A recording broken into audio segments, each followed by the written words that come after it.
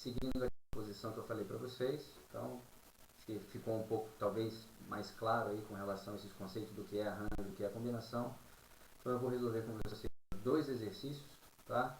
O último exercício, aquele que ficou no finalzinho da aula, ok? E um outro que explane aí as ideias, né? Então, esse aqui agora vai explanar a ideia de arranjo e o outro vai explanar a ideia de combinação. E aí, com isso, eu espero fechar esse conceito do que é combinação e fique muito mais claro para vocês, ok? Então, vamos lá, dar uma olhadinha nesse material e resolver esse exercício. Bom, então o exercício fala assim, ó. De um grupo de 8 candidatos, serão escolhidos 3 para ser o gerente, o caixa e o vendedor de uma loja. De quantas maneiras pode ser feita essa escolha? Bom, primeiramente, né, vamos tentar entender a natureza. Aqui está o meu universo, né? Aqui está o meu todo, ou seja, de 8 candidatos eu só posso selecionar, ou seja, escolher 3. Então veja, num primeiro momento eu não sei definir se isso é uma combinação, se isso é um arranjo, mas eu já tenho que ter em mente, né? Se for uma combinação, vai ser uma combinação de 8, por que 8? Porque 8 é meu universo, tá? Tomados 3 a 3. Ok?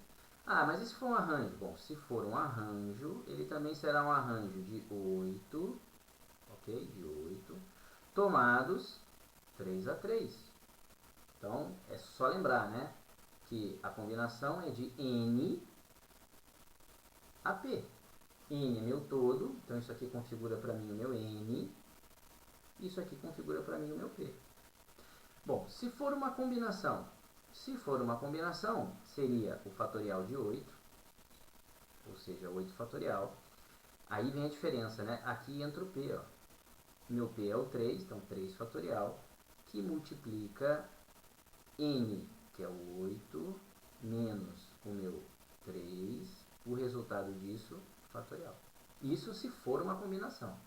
Agora, e se for um arranjo? Se for um arranjo, eu vou ter aqui o fatorial de 8, dividido o P some, né? Vai ficar só 8, que é o meu N, menos o meu 3, e tudo isso o quê? Fatorial.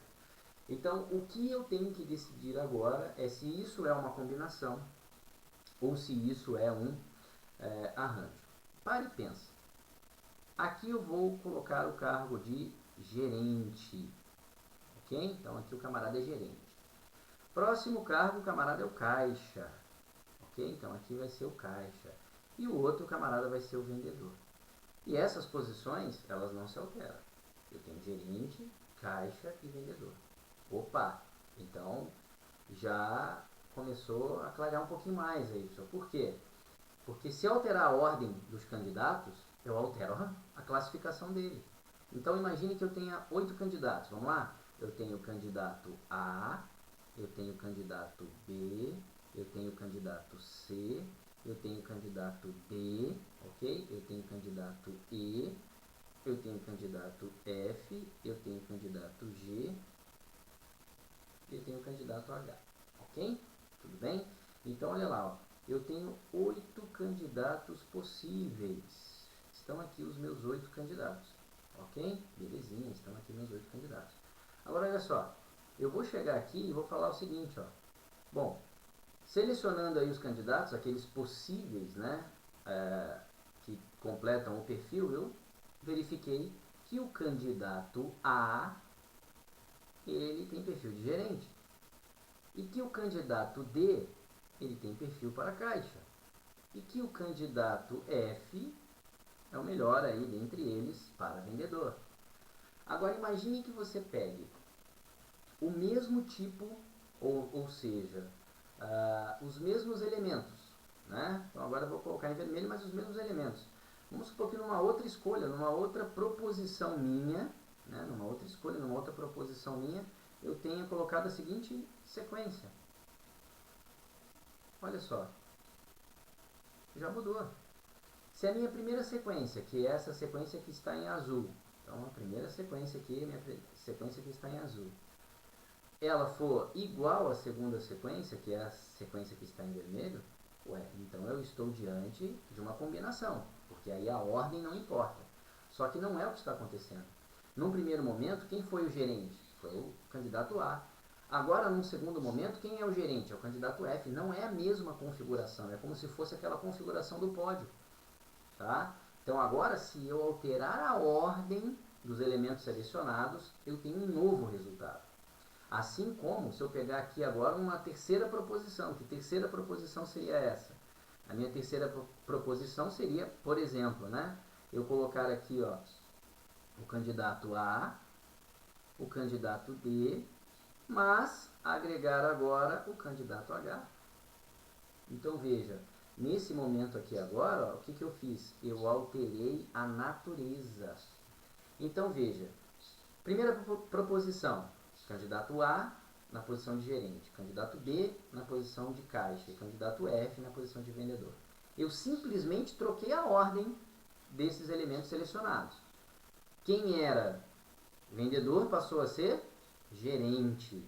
Quem era gerente passou a ser caixa. E quem era caixa passou a ser vendedor. Opa, é uma nova configuração. Eu alterei a ordem e tive um novo resultado. Então aqui a ordem importa, ok? Por quê? Porque eu tenho que respeitar o cargo de gerente, o cargo de caixa e o cargo de vendedor. Se eu alterar a ordem, novas posições serão selecionadas. E também tive uma terceira proposição. Qual a terceira proposição? De trocar a natureza, ou seja, agora eu agreguei um novo elemento, um novo candidato, que é o candidato H. E aí então a natureza também gerou um novo resultado.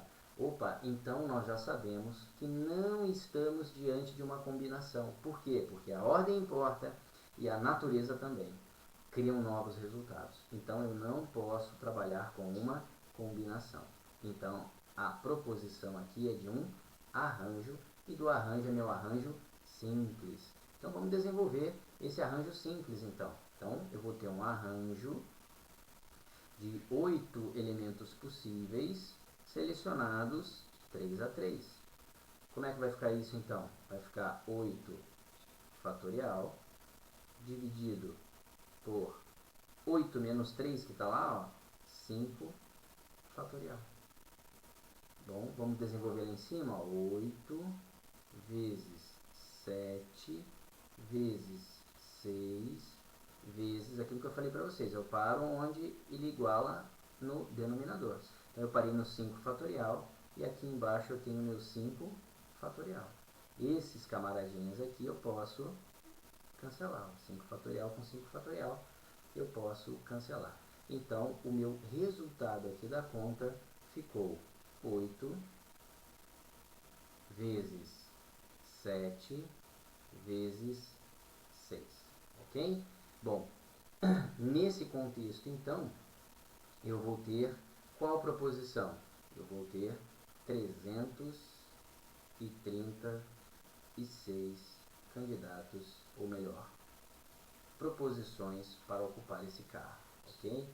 Vou ter 336 possibilidades, ok? Bom, com isso a gente conseguiu definir então o que é arranjo, né? E em cima desse o que é arranjo, a gente conseguiu então entender essa constituição fixa, né? Então veja, ó, num primeiro momento, o que é que eu tenho que entender?